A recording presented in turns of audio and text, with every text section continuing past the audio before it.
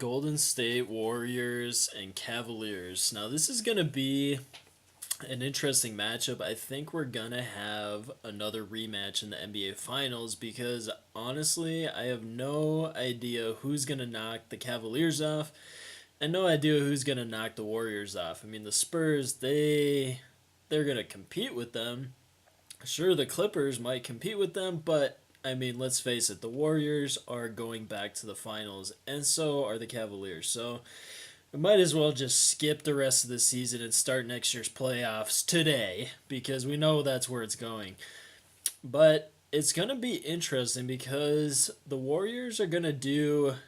I think what's going to happen is I think the Warriors are going to kill everybody in the regular season. But there's a chance that they could lose the NBA Finals. Actually, a pretty good chance they could lose the NBA Finals. I would still maybe.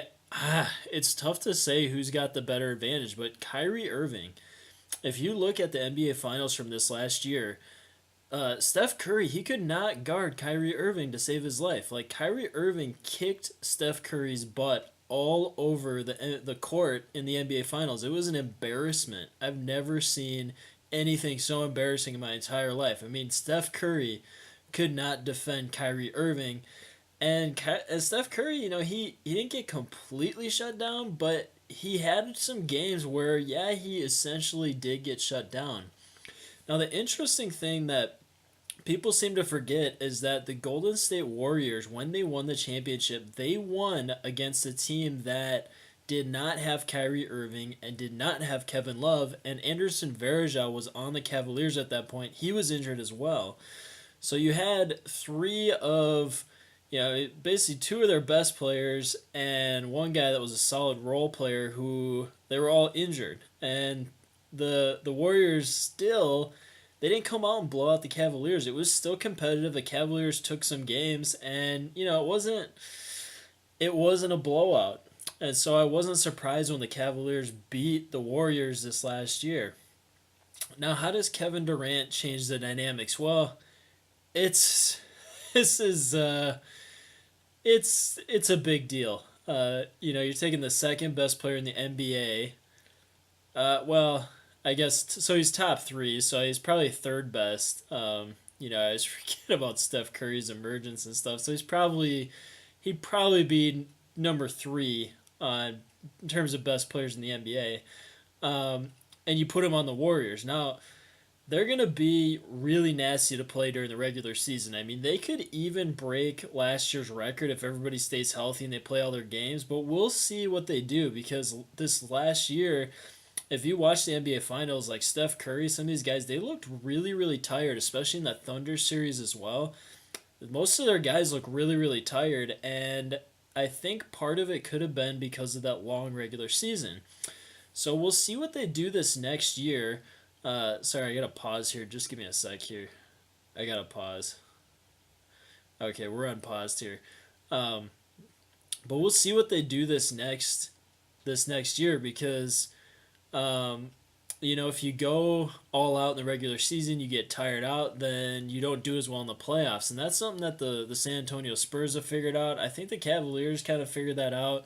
But the Warriors, they were so focused on their regular season record that I don't think they saved enough for the playoffs. Now, you think about 82 games in a season. That is not, that's not just some walk in the park and then you jump into the playoffs. That is a really, really long stretch. That's a lot of games. I mean, I think when I was younger, I had one winter where I played, I think about 70 to 80 games in one basketball season because I was on multiple teams, and I felt so burnt out. Like, I was just like totally trashed, and I was in really good shape, as a kid and stuff. But these NBA players, people don't think about 82 games. That's a really, really long stretch of games, and they're practicing and they're working out. And these seasons, they wear these guys out. So by the time the playoffs are over, the NBA finals are over, most of the NBA players, they go on vacation for like a week, 2 weeks, sometimes even like close to a month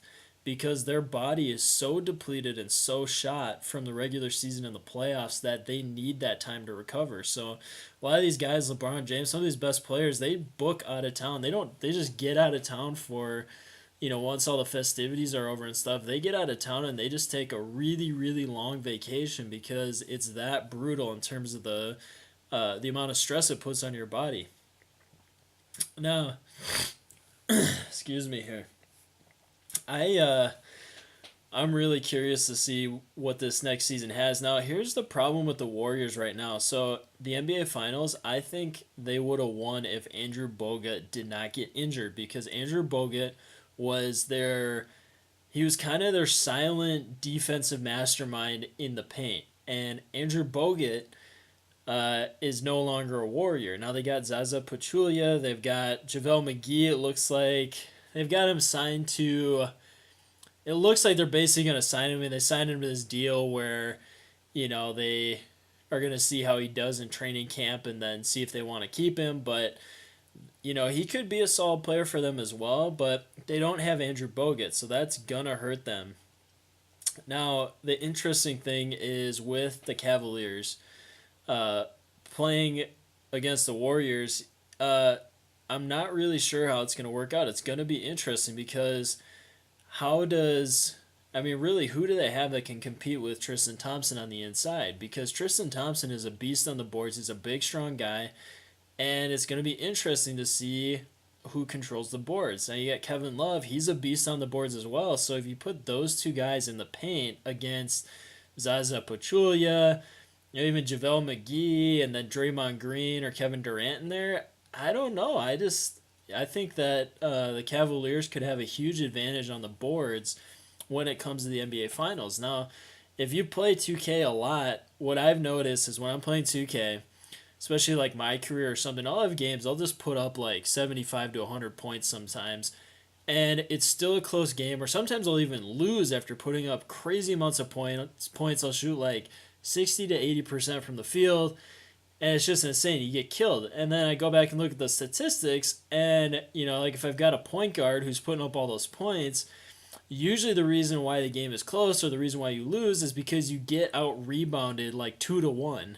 And so rebounding is huge because if you get an offensive rebound, if you're rebounding on defense, what you're doing is you're creating extra possessions and you're keeping the other team from getting extra possessions. So if the Golden State Warriors can't get offensive rebounds against the Cavaliers and they're giving up offensive rebounds, that is just like a turnover.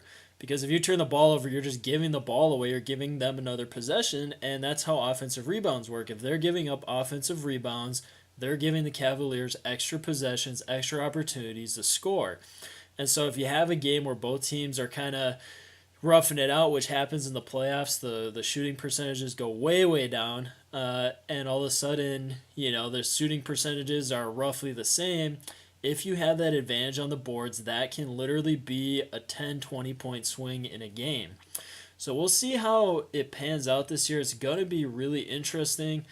And again, like everybody's just saying, oh, the Warriors are going to win almost like it's already in the bank. They're going to win a championship. But this is the NBA, people. Anything can happen. There's always a chance that somebody gets injured, somebody has an off game.